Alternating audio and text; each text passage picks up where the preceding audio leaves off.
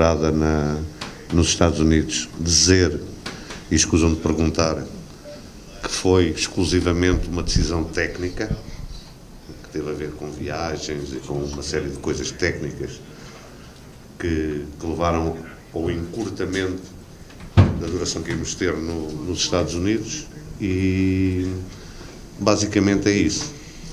Agora podem começar a disparar. Eu gosto mais assim do confronto.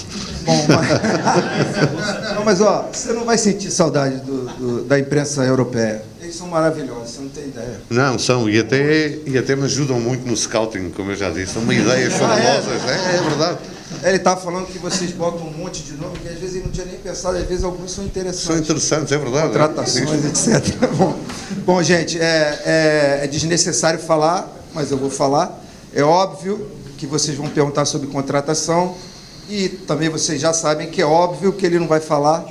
Se vocês quiserem poupar essa etapa, ótimo, senão a gente finge que perguntou e ele finge que respondeu, como dizia o Vampiro. Mas vamos lá, gente. Deixa-me eu responder até para que as pessoas tenham um pouco a noção disto.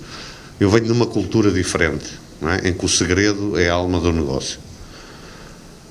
A divulgação de coisas sobre as negociações prejudicam o Flamengo. E eu não estou aqui para prejudicar o Flamengo, estou aqui para proteger o Flamengo. Portanto, não vale a pena andarem a mandar mensagens, a perguntar se o jogador tal é verdade, porque eu não vou responder. Nunca vou responder.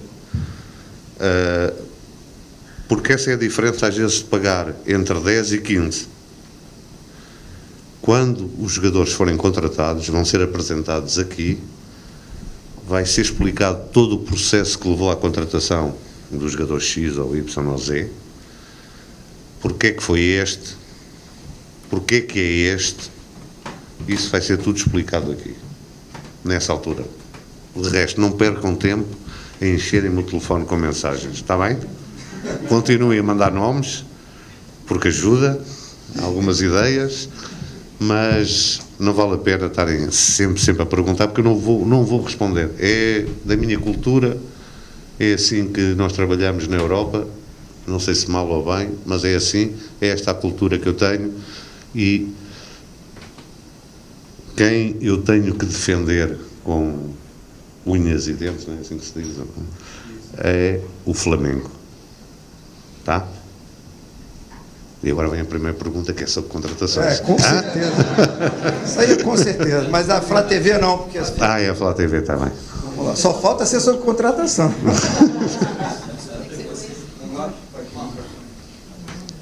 Bom, Boto, eu queria saber como é que tem sido a extensão desse contato com o técnico Felipe Luiz, né? Vocês que já haviam se encontrado antes mesmo da sua chegada ao Brasil, e a gente já percebe você, pelo menos hoje, assim, andando com ele pelo CT, visitando o treinamento do time que também se prepara para o Campeonato Carioca. Você elogiou muito as ideias e o modo de pensar do Felipe Luiz. Como é que tem sido a extensão disso? O que dá para falar agora, após esse contato ampliado com o nosso treinador? O contacto, como eu disse, desde o dia 18 é diário. Agora com ele aqui é mais fácil, que é pessoal e cara a cara, que é sempre melhor. Tudo aquilo que eu disse no primeiro dia, e se calhar fui mal interpretado, tudo aquilo que eu disse no primeiro dia eu mantenho. É alguém em que eu vejo um futuro radioso, e eu quero ser o diretor português que vai acabar com a hegemonia dos treinadores portugueses no Brasil. E isso vai acontecer através do Filipe, com todo o respeito pelos treinadores portugueses, que alguns até são meus amigos. Eu quero ajudar a acabar com a hegemonia, e nada melhor do que ser o Filipe a acabar com essa hegemonia. Boto, aqui, Luísa Sá, do UOL. Tiveram muitas mudanças no departamento médico nos últimos dias, né? Muita gente que saiu, enfim, você apresentou já uma novidade, mas muita gente saiu. Queria entender a avaliação de vocês sobre por que tanta gente saindo, enfim, qual avaliação vocês tiveram nesses últimos dias para tomar essa decisão? Obrigada. Existe um diretor médico de todo o Flamengo, que não depende do futebol, que decidiu fazer essas mudanças. explicou-me algumas porque é que elas eram necessárias, e agora vamos ver como é que as coisas funcionam em termos de futebol, porque o resto dos departamentos médicos do resto das modalidades não é da minha responsabilidade. Não sei se respondi meio, não é? Mas também não vou responder mais.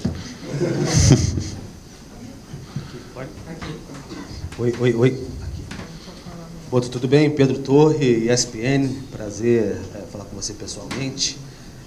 Queria que você falasse um pouco, você apresentou o Alfredo aqui, que você falasse um pouco sobre como é que vai funcionar esse organograma do futebol com a presença dele. Ele vai ter uma relação mais próxima com os jogadores, enfim, como é que vai ser esse dia a dia dele, se reportando a você, enfim, e diretamente ao presidente, como é que vai ser esse funcionamento do futebol? Não, quem reporta direto ao presidente sou eu. Não é? Sou o único que reporta direto ao presidente. Até acho que posso dizer isso, Clarice. Se calhar é a primeira vez que um presidente não vai estar na chegada dos jogadores. Não? Eu reporto a ele, os outros reportam a mim, não é? E não levem isto como arrogância, é a forma como deve trabalhar. Ele é uma pessoa com uma experiência muito grande, principalmente em metodologia de treino. Vai ser um apoio muito grande para a base também. E, tal como o nome diz, é o meu assistente. Eu não estou aqui, estou a acompanhar a equipa num sítio qualquer, preciso que alguém tome conta da parte mais técnica, não é da parte de contratações, não tem nada a ver com isso, é um olhar mais técnico sobre aquilo que se está fazendo aqui, para depois eu poder analisar com alguém de confiança que me vai dando essas informações. Portanto, a função dele é assistente de diretor técnico. Boa tarde, Marcos Coelho, Rádio Tupi. Nós estamos acompanhando nos últimos dias conversas com o Cruzeiro no que diz respeito ao Fabrício Bruno. E você, ao mesmo tempo, está conversando com o Felipe Luiz, que é o treinador e trabalhou com o Fabrício Bruno desde companheiro de time até treinador também. Eu sei que você não falou de negociações, seria até também implicante te perguntar em qual estágio está a negociação, mas eu queria saber se teve alguma conversa sua com o Felipe Luiz, especificamente, sobre a utilização ou não desse jogador. E se você quiser falar como está o estágio da negociação, aí fica com você. Vou responder assim. Eu com o Filipe Luiz falámos de todos os jogadores. O Fabrício Bruno foi um deles. Tá?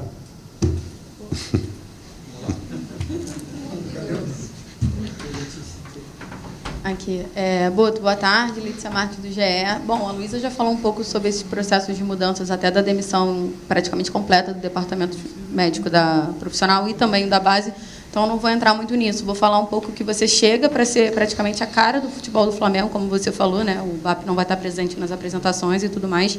É um momento que tem todas essas demissões, você está chegando para mudar o organograma, para entender também o funcionamento do CT, o funcionamento do clube, e você ainda não teve o seu primeiro contato com o elenco, né? Mas você já está trabalhando há algum tempo, como todo mundo sabe, já teve a apresentação, está aqui hoje novamente.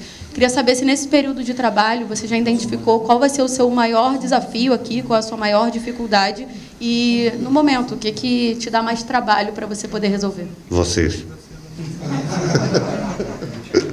Muito obrigado.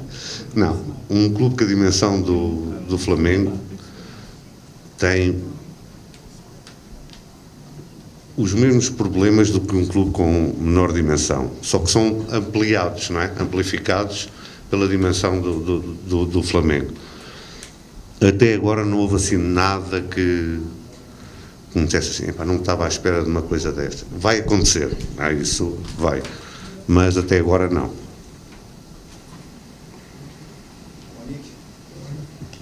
Boto, tudo bem? Boa tarde, Monique Danielo, TNT Esporte. Vou perguntar de contratações, mas sem perguntar diretamente sobre nomes. E eu vou responder sem responder diretamente. Claro.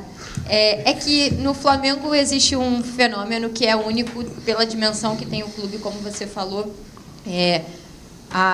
muitos anos, né, nos últimos anos, a gente sempre via movimento dos torcedores questionando o fato do Flamengo sempre apostar em nomes muito conhecidos e não conseguir fazer o que outros clubes faziam, de encontrar jogadores que talvez não tivessem numa vitrine e que conseguiram um rendimento muito grande em rivais aqui do Rio, de São Paulo, enfim. Mas, ao mesmo tempo, o torcedor tem uma expectativa muito grande por esses nomes que chamam a atenção. Eu queria que você explicasse um pouco como vai ser esse trabalho de busca de reforços, tentando equilibrar as duas coisas, sabendo que há esse hábito de grandes contratações nas últimas janelas, mas tentando também trazer nomes que possam preencher essas lacunas e que possam entregar um rendimento para a equipe. Em Portugal nós dizemos que é preço por ter cão e preço por não ter, não é? A questão aqui é: todos os jogadores que vierem são jogadores que servem o modelo do Flamengo. Ninguém vai ser contratado para agradar à imprensa, à torcida. Nós temos, não sei se vocês têm isso aqui, nós temos sempre 2 campeões na Europa. Fala-se muito disto, 2 campeões. É o campeão da pré-temporada e o campeão real. O que nós queremos é ser o campeão real no final da temporada. Respondi sem responder, mas pronto. Tá? Boto, Raiza Simplício da Gol Brasil e Placar TV. Primeiro, obrigada pela pontualidade, a segunda entrevista coletiva que você chega no horário, isso pra gente é ótimo. E, bom, eu queria... você comentou que não vai falar sobre questões de contratações, etc. Eu entendo, o torcedor ele fica muito na expectativa, principalmente nessa época, e o torcedor está um pouco preocupado em relação à questão financeira. Então, eu queria saber, obviamente, você já conversou com o BAP, você já disse aqui que você sabe exatamente o que tem, o que não tem, e eu queria que você falasse um pouco sobre qual vai ser a estratégia, né, nessa primeira janela de transferências e se, de fato, a situação financeira hoje, no teu ponto de vista, ela preocupa nessa busca por reforços. Bem, primeiro, eu não sou financeiro, não é? Mas o BAP também já falou que existem alguns problemas de caixa, não é? Como se chama aqui, caixa. Eu estou ciente deles, o Filipe está ciente deles, mas a nós não nos preocupa esses problemas, porque aquilo que existe vai ser o suficiente para os reforços cirúrgicos que nós queremos fazer. Eu já disse aqui, volto a repetir, o elenco é excelente. É excelente. É só fazer ali uns ajustes pontuais e não precisamos de contratações só pelo nome, de contratações só porque são muito caras, que depois não têm cabimento no modelo de jogo que nós queremos. Isso é jogar dinheiro fora, não é? E isso não vai acontecer de certeza. Nenhuma pergunta sobre a programação, não é? Nenhuma. Isso é ótimo. Trabalhando bem, então, não tem dúvida. Boto, boa tarde. Aqui à sua frente, Renan Moura, da Rádio Globo CBN. Você, na última coletiva, fez uma crítica sobre a formação dos jogadores brasileiros, tentando os clubes copiarem o modelo europeu. Só que aqui no Flamengo, o campeão mundial sub-20 é o Flamengo. O técnico atual veio da base. O melhor jogador do mundo formado no Flamengo. Você acha que o Flamengo está fazendo um trabalho diferenciado entre os clubes brasileiros? E como é que você projeta fazer esse intercâmbio? Acredita que muitos jogadores da base vão realmente reforçar esse time profissional do Flamengo em pouco tempo? Diferente dessa metodologia aplicada até o ano anterior, onde muitos jogadores renomados, medalhões, formavam o escopo dessa equipe? A base é sempre alguma coisa que em todos os clubes onde eu passei era cuidada com muito carinho. Aqui não vai ser diferente. O ganhar muitas vezes esconde formar mal. Não é? Porque o que é ganhar na base? Ganhar na base é o número de jogadores que jogam na primeira equipa, o número de jogadores que se consegue vender. não é nenhuma crítica nem ao Flamengo nem aos outros. Aquela crítica que eu fiz foi uma crítica geral, porque eu acho que o Brasil tem condições para criar mais jogadores daqueles que nos encantam, daqueles que nos faz gostar do futebol, não é? Eu comecei a gostar de futebol de uma forma apaixonada pela seleção brasileira de 82. Jogavam um futebol completamente diferente. Eles jogavam futebol, os outros jogavam uma coisa qualquer, uma bola, não é? E isso era devido a quê? Era devido à qualidade e à criatividade desses jogadores. É óbvio que as pessoas vão dizer, mas o futebol mudou, é mais intenso, é verdade. Mas os bons jogadores, aqueles talentosos, têm sempre lugar. E aquilo que eu acho é que podemos aportar um pouco isso, é criar jogadores mais criativos. Revelar, ok. Jogadores mais criativos. E aquilo que eu disse, às vezes, também, as pessoas também interpretam como querem, não é? Mas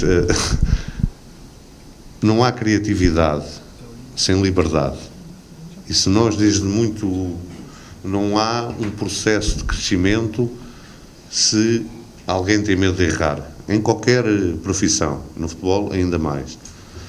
E o que falta é esse processo naquelas idades mais pequenas, né, de deixar os jogadores errarem, experimentarem, porque depois são os colegas que lhes vão dizer não podes fazer isso, não podes fazer uma caneta, não é? Um lençol, chapéu, não podes fazer porque não sabes, não é? E depois vais ser o último a ser escolhido. Portanto, faz o que tu sabes, porque há um professor em Portugal que é o pai de uma metodologia que hoje é utilizada em quase toda a Europa, que se chama Vítor Frade, que diz que o futebol não se ensina, aprende-se. Não é? E era isso que o futebol de rua dava às crianças, a todos nós, não é? Era o último a ser escolhido, era porque não tinha muito jeito, não é? Mas isto faz a seleção natural, não havia intervenção nenhuma de adultos, e os jogadores iam experimentando, iam imitando, que o futebol é muito imitação, não é? Se você for à Noruega, as crianças querem imitar o Haaland, não é? Portanto, eles não são todos grandões, a bola faz um pouco de confusão. Não. Aqui vão querer imitar o Neymar, não é? Que é o último dos grandes, ou o Vini. Deixem-nos imitar. Deixem. Eles depois vão perceber que não podem fazer. E é isso que eu queria dizer quando falei da formação. Deixem as crianças divertirem-se e jogarem futebol. Claro, o futebol tem muita imitação. Tem muita imitação. E eu tenho essa experiência no Shakhtar, que as pessoas, os treinadores, as crianças lá queriam todas imitar os brasileiros que havia no Shakhtar. O Douglas Costa, aquela gente toda, porque eles viam eles fazer aquelas coisas diferentes, os treinadores não deixavam. Não, isso é para os brasileiros, os ucranianos têm que ser fortes, têm que ser duros. Uma das coisas que eu fiz foi mudar a base de lá, levei um coordenador português e começou a sair o Mudryk, que foi vendido por 100 milhões de euros para o Chelsea. Há lá jogadores como o Sudakov ou o Bondarenko, quem segue o futebol internacional sabe que são jogadores muito apreciados e que vão sair por muito dinheiro. Porquê? Porque nós começamos a deixar imitar os brasileiros que lá tinham. E foi isso que fez a diferença. O futebol é muita imitação. É muita imitação. Se aquilo que eu tenho para imitar é um tosco com 2 tijolos nos pés e que nem correr sabe, não vamos criar talentos. Foi isso que eu quis dizer. Tá? Boto, prazer revê-lo, seja muito bem-vindo. David Sharp, do Antenados na Jogada. Sobre o planejamento, falar um pouquinho. A primeira grande competição, o primeiro grande troféu que o Flamengo disputa agora é a Supercopa do Brasil, próximo dia 2. Obviamente, você disse que quer ganhar tudo. Né? O Flamengo quer ganhar tudo, não? Vencer. Mas o planejamento para esse dia 2, como é que vai ser, e se o foco principal da temporada vai ser esse Super Mundial, que é chamada Copa do Mundo de seleções, só que com clubes, né? Porque o Flamengo é a cabeça de chave, e se o Flamengo vai vender algum jogador principal, titular, antes dessa grande competição, que é o Super Mundial, que é o Mundial da FIFA. Começando por fim, não está nos nossos planos vender nenhum jogador fundamental para nós, a não ser que seja uma loucura. Não é? Daquelas que você não pode dizer que não, não é? Não está nos planos vender nenhum desses jogadores. É agregar alguns jogadores, poucos, para que o elenco seja mais forte. Depois, nós não podemos entrar numa época a pensar que o ponto alto da época vai ser o Mundial, não é? Acho que o foco principal tem que ser a Série A, o Campeonato Brasileiro. Mas o foco imediato é a Supercopa, agora no dia 2 de fevereiro. Esse é o foco imediato. Depois o Mundial, lá chegará o seu tempo, e como é óbvio, não vamos ao Mundial para passear as mochilas, vamos ao Mundial para competir e para fazer o melhor possível. Boa tarde, Boto. Bruno Castanha. Na sua apresentação, eu perguntei sobre a questão do gabinete de apoio, né, da estrutura que você vai montar para o futebol. Hoje você apresentou um assistente, também um médico. Vai ter mais profissionais chegando para essa estrutura e, especialmente, a comissão técnica do Felipe Luiz. Hoje a gente recebeu informação que teve gente que saiu também, né, que estava na comissão técnica e saiu. Vai chegar algum profissional para agregar diretamente também com a comissão técnica do Felipe Luiz? Obrigado. Sabe mais que eu, da comissão técnica do Felipe, não saiu ninguém, que eu saiba. Pode ter saído agora no tempo que nós vivemos aqui, pode alguém se ter demitido. Não, neste momento, neste momento, aquilo que nós vamos fazer, e é uma conversa que eu tenho tido muito aprofundada com o Felipe, é se há algumas necessidades de agregar alguém àquilo que é a comissão técnica, e muito provavelmente vamos agregar alguém que vai acrescentar valia na comissão técnica. Da comissão técnica, que eu saiba, não saiu ninguém, nem vai sair ninguém, e agora, em alguns departamentos, e que me dizem respeito a mim, que nós vamos fazer algumas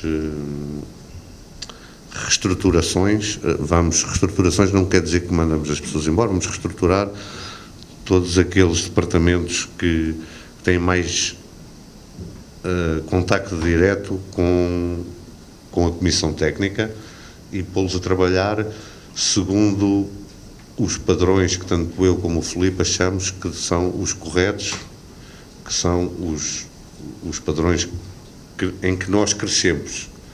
Depois, todas as estruturas, mas principalmente no futebol, nós temos que estar sempre atentos e, ao longo, elas são dinâmicas, ir fazendo ajustes conforme as necessidades. E nós vamos estar atentos para isso.